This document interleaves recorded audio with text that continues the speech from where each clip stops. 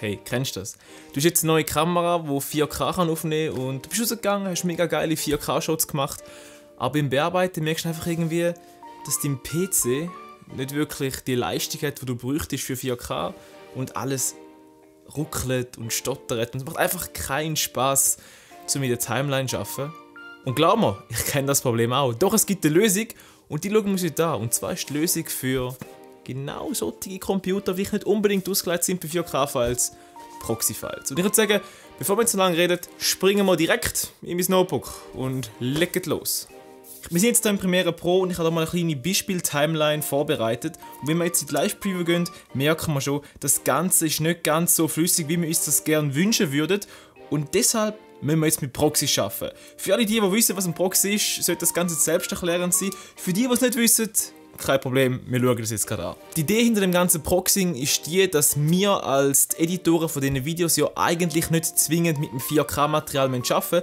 Uns langt es ja, wenn wir sehen, was auf dem Bild zu sehen ist. Ob das jetzt 1080p oder 4K ist ja uns beim Schnitt generell mal egal.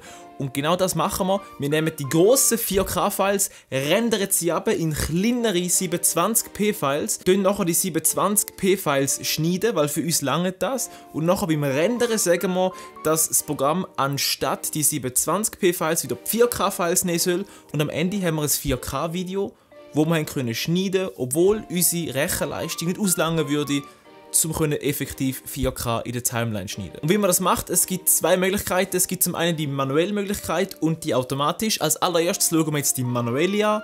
Und wenn du gecheckt hast, wie das funktioniert, schauen wir noch, wie wir das Ganze automatisieren können. Also, lass uns loslegen. Springen wir doch gerade mal im Projektordner, wo die Files liegen. Das ist da. Und wir sehen, das sind ganz simpel die 3 Files, die 4K-Auflösung haben. Was wir jetzt machen, wir kopieren die Dateien und laden sie in unseren Rendering-Server, wo wir letzte Woche gemacht haben. Das Video übrigens oben verlinkt. Sobald die Videos auf den Rendering-Server geladen sind, fängt der Render-Server an für uns die Videos zu rendern und sobald sie fertig gerendert sind, können wir sie wieder vom Server abladen auf unser Gerät. Ihr habt es jetzt gerade gesehen, die Dateien sind einfach verschwunden. Die sind jetzt aber nicht einfach weg, sondern die sind jetzt im Ordner Ausgabe. Und da finden wir genau die 3 Dateien, die wir vorher in 4K aufgeladen haben, wieder in 720p zum Abladen. Wir kopieren das Ganze, gehen in unser Projekt und erstellen in unserem Projekt einen neuen Ordner, wo wir jetzt einfach nennen 720p Proxys. Einfach damit wir es einfacher haben für später. Kopieren wir die Dateien hier rein und ab jetzt können wir mit diesen Dateien arbeiten. Da wir jetzt aber schon das Projekt angefangen haben und eine bestehende Timeline haben, wäre es jetzt mühsam, wenn wir auf die neuen Dateien reinladen und dann alles nochmal neu machen. Darum gibt es in Premiere Pro die Option, um die Dateien jetzt zu hinterlegen. Und das schauen wir jetzt an. Um die Funktion vom Verknüpfen von diesen Proxy-Dateien in Premiere zu nutzen, können wir einfach all unsere betroffenen Dateien markieren, dann einen Rechtsklick drauf machen, gehen wir auf Proxy und dann auf Proxys anhängen. Wenn wir draufklicken, können wir nochmal eine Liste über von allen betroffenen Dateien. Und in diesem Fall fangen wir jetzt mal bei der ersten an, das wäre es 39. Wir gehen auf Anfügen und jetzt geht unser Dateibrowser auf und jetzt können wir die Datei, die wir gerade vorher abgeladen haben vom Server, wieder anhängen. Jetzt in unserem Fall, wenn wir das 39 suchen, wir gehen da rein und das 39 ist die erste Datei, sagen OK. Wir sehen, er hat automatisch die anderen Dateien gefunden, weil sie alle das gleiche Schema haben. Sie haben alle den gleichen Namen, aber in einem anderen Ordner. Also hat sich Premiere gedacht, hey, du willst all die Namen importieren. Und genau die Namen habe ich in dem Ordner, also komm, mache ich das mal für dich. Wenn es falsch wäre, könnte ich es jetzt ändern. In unserem Fall ist es aber perfekt, weil wir haben weniger Arbeit. Und jetzt sind wir so weit, dass wir in Premiere arbeiten können und sollten viel mehr Power haben als vorher. Und wenn wir jetzt auf Playback gehen, sehen wir, dass das nicht der Fall ist, dass es immer noch genauso stockt. Das liegt daran, wir müssen jetzt in unserem Preview-Fenster auch noch sagen, dass es auf die neuen Proxy-Dateien zugreifen soll. Und um das zu machen, müssen wir ein neues Steuerelement hinzufügen. Und ein neues Steuerelement können wir beim Playback-Bereich mit dem kleinen Plus-Symbol hinzufügen. Und wenn wir auf das Plus-Symbol aufklicken, haben wir die Möglichkeit, neue Steuerelemente hinzuzufügen. In unserem Fall brauchen wir jetzt das Steuerelement, das heisst Proxys an/aus. Das wählen wir an und ziehen es einfach ab. Können wir OK klicken und voilà, mehr brauchen wir nicht. Was das Element jetzt macht, ist, wir können jetzt wechseln zwischen Proxy aus und Proxy an.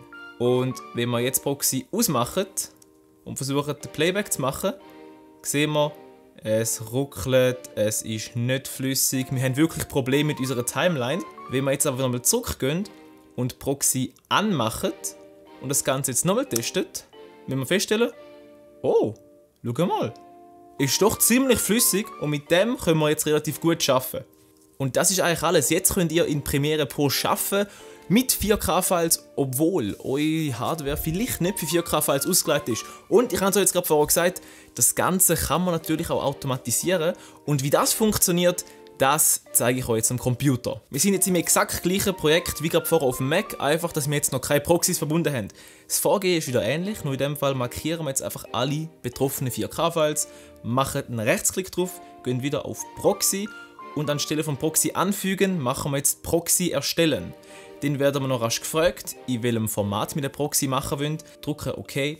Und was jetzt passiert, Premiere schickt die Dateien an Media Encoder und der Media Encoder erstellt für uns die Proxys und verbindet sie automatisch für uns.